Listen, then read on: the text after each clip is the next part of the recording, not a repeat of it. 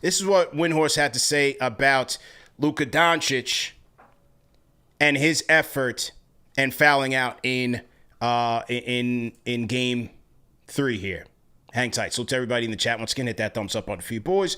Like, share, and subscribe. Here's Windhorst. Here we go. I thought it was perfect that Luka fell onto the ground there in an unacceptable position to put himself in with 4 minutes left with 5 fouls, and then immediately looks at the bench and says, "You better bleeping challenge it," as if it's the bench's fault that he just made a terrible play.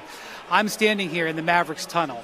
Over there is the Celtics tunnel. That's where the winners are. If Luka's ever going to be a winner coming out of this tunnel here, he is going to have to use what's happened in this finals as a learning experience. His defensive performance is unacceptable. He is a hole on the court. The Celtics are attacking him. They are ahead in this series because they have attacked him defensively. And you've got a situation here where Luka is complaining about the officiating. They have begged him. They have talked with him. They have pleaded with him. He is costing his team because of how he treats the officials. He's a brilliant player. He does so many things well. They are here because of how he did. His performance in this game is unacceptable and the reason why the Mavericks are not going to win. He's got to get over this. And the fact that he came out after the game and blamed the officials showed me he's nowhere close yet. So maybe over the summer somebody will get to him because nobody with the Mavericks or anybody else in his life has. And that's where the Mavericks are at this point. They're never going to get to this tunnel with the trophy if he doesn't improve those aspects of his game. What do you guys think about that? That was from Brian Windhorst of ESPN. Rate that. I got my worst take t-shirt on today because this is one of my favorite segments of the show. Ghost in the chat says he cooked Luka. What do you guys think?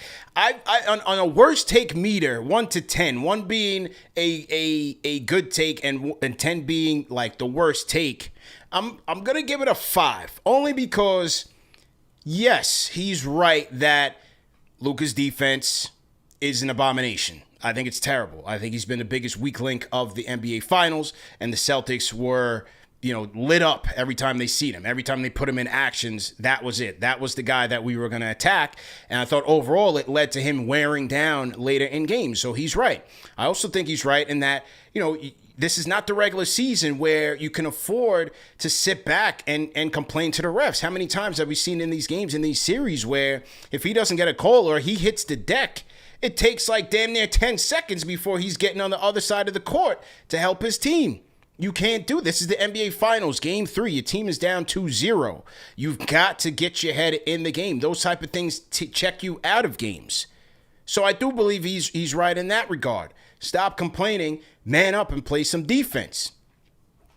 But to say that this is the reason why the Mavs not going to win this series, or this is the reason why the Mavs are never going to win, when on the other side of the court, you're looking at a Celtics team where 1 through 6 on both ends of the floor, they're giving you problems. And you look at the Mavericks roster, and you're looking at Derrick Jones, you're looking at P.J. Washington, you're looking at a rookie Derek Lively. Look, those guys played commendable, but I also think they punched above their weight to help the Mavs get here. The teams are not equal. The teams aren't equal. So to say that, he's going to be the reason if he doesn't shape up, he's going to be the reason why the Mavs never win. I disagree with that. They need a better team, overall team. But at the same time, he does have to play defense, man. As a superstar player, you got to play better defense than that.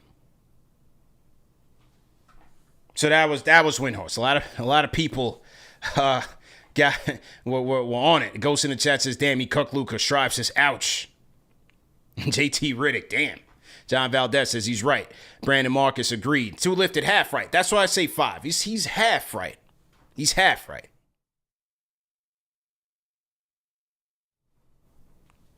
Now, here was the other one that I want to get to, and this is from the volume in Colin Cowherd and Jason Timpf. Jason Timpf is often on this channel on the Combos Court. I like his takes, but here was Cowherd and Timpf, and let's react to this one. Abe, I don't think he's easy. Your legacy is largely framed by finals and Western Conference finals. This is going to stick to him. Like, he was atrocious defensively in these finals, and that's going to stick. That's why I say my comp to him is he's a better Carmelo Anthony. I don't think he's in great shape. I don't think he's easy to play with. I don't think he's committed on the defensive end. This is, again, something I love about NBA history. Every superstar we've seen has encountered their greatest weakness, their greatest vice, right? MJ and Kobe, it was, are they willing to trust their teammates when it matters, right? For LeBron, it was the jumper. He had to literally have Greg Popovich ignore him at the three-point line in 2008 and then again in 2013 before he conquered those demons and became the basketball player that he needed to be. Like, even like Steph Curry and Nikola Jokic had to learn how to be better defensively. Luka Doncic has to take better care of his body so that he can hold up better physically over the course of an 82-game regular season and playoff run, so that he can do his job on offense while also being, at the very least, a functional part of the defense. He does not need to be all-world. He just needs to be better than this. All right, so that was Jason Timpson, Colin Cowherd, courtesy of The Volume. What do you guys rate that on the worst take meter? 1 being a good take, fine, that they're fine with that take. A 10 being this was atrocious. This was a terrible take. What do you guys rate that 1 to 10? Leave it in the chat. I'm gonna go on Cowherd's take. I think it's a 10. I think that's the worst take I've ever heard, because number one, Luka Doncic, he's 25. All this legacy. I mean, Al Horford has to worry about legacy. You know, these guys who didn't win championships until later in their career had to worry about legacy. David Robinson had to worry about legacy. Clyde Drexler had to worry about legacy. These guys who won later on, these legendary players who won later on in their career without rings. Karl Malone had to worry about that when he ring chased for the Lakers. Like, Luka Doncic is 25. He's in the prime of his career. So to say that this is a legacy hit is ridiculous. Was LeBron's loss to the Spurs a legacy hit? That just doesn't make sense. He's 25 years old. This is part of the process. As I said when I talked about the Windhorst soundbite, yes, he has some more maturing to do, but he also needs a better team around him. The Carmelo comparison is ridiculous. Carmelo's one of my favorite players to ever play the game. Luka Doncic damn near averaged a triple-double in this thing. Different players. Carmelo's an offensive weapon machine, a shooting machine, a scoring machine. Luka Doncic is much more well-rounded, especially on the offensive end. So let's not, that's not the comparison that you want to make here. And he's 25 years old. So that is beyond ridiculous. Now, Jason, I think, may have a bit better of a take here. I don't know what Luka Doncic's process is in terms of how he prepares for a season or what he does to prepare or how he gets through. So I can't necessarily say, well, he's right, he's not right, but maybe that's something that needs to be looked at. How he's taking care of himself to avoid these injuries. Is there a better middle ground in terms of his weight that will allow him to be a little bit more agile to keep up here and not be the sacrificial lamb on the defensive end? Maybe. So I think Jason has a better point here, and I would lean to agree with him.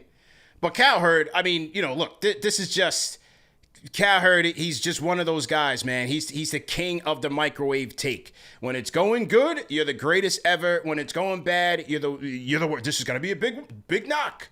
There's gonna be a big knock on you, right? It wasn't a problem when they weren't supposed to beat the Clippers and they beat the Clippers. He was a great player when they weren't supposed to beat the Thunder and they beat the Thunder. He was a great player when they weren't supposed to beat the Timberwolves and they beat the Timberwolves. Now, all of a sudden, this is a legacy hit. He's got to be careful. He's the Carmelo Anthony of players now. Knock it off.